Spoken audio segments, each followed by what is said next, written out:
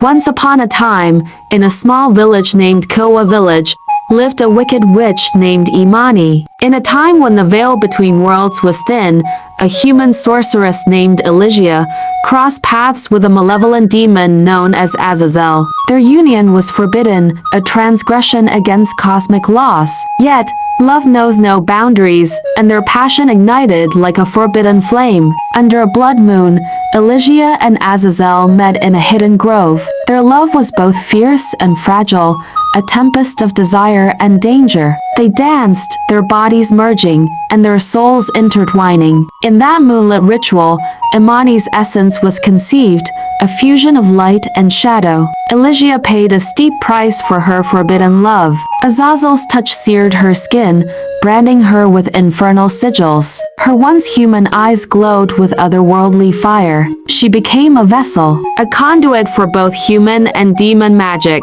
The unborn Imani absorbed this duality, her very cells humming with power. When the labor pains came, Elysia screamed, her body racked by celestial and infernal forces. The veil between realms thinned further, and Imani emerged, a creature of paradox. Her skin bore the hues of twilight, pale as moonlight, yet tinged with crimson. Her eyes held galaxies, the wisdom of ages and the hunger of abyssal depths. The ancient baobab tree, rooted near the village, sensed Imani's arrival. Its gnarled branches whispered secrets to her, a language of roots and stars. The tree's heart pulsed with magic, and Imani drew sustenance from it. Imani, the enigmatic witch, bore a lineage that defied the ordinary, a union of human and demon. Her origins were shrouded in ancient whispers, and the tale of her birth echoed through the realms. This rare heritage bestowed upon her witchcraft powers, a potent force that allowed her to manipulate the very fabric of reality. Her bloodline connected her to ancient magic, and she drew strength from it. She was feared by all, the villagers, the animals, and even the spirits of the land. Her skin was as dark as the midnight sky, and her eyes glowed like fiery coals. Imani's power came from an ancient baobab tree that stood at the edge of the village, its twisted branches reaching toward the sky. The baobab's roots tapped into the raw energy of the earth, channeling magic to Imani. Legend whispered that the tree itself was a gateway to other realms, and its heart pulsed with secrets. Its gnarled roots reached deep into the earth, tapping into the very essence of magic.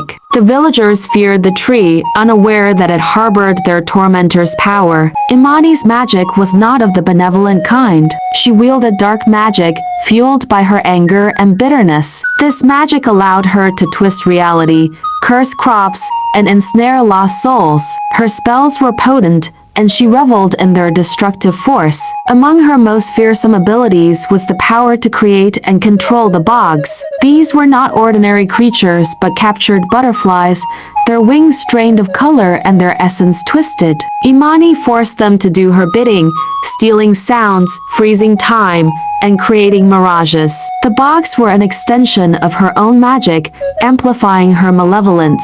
Imani's cruelty knew no bounds. She would curse the crops, causing them to wither and die. She'd steal the laughter from children's hearts, leaving them silent and hollow. And worst of all, she trapped the souls of lost travelers, binding them to the baobab tree for eternity. One day, a brave young girl named Amara decided she'd had enough. She had heard tales of the witch's wickedness and knew that something had to be done. Amara was born to late Mr. and Mrs. Quame. Her family was beloved by everyone, and the tragic death of both of her parents when she was 10 years old left a big void in the heart of the villagers. After their death, Amara was raised by her grandmother Mama Nia. Mama Nia took Amara under her wing.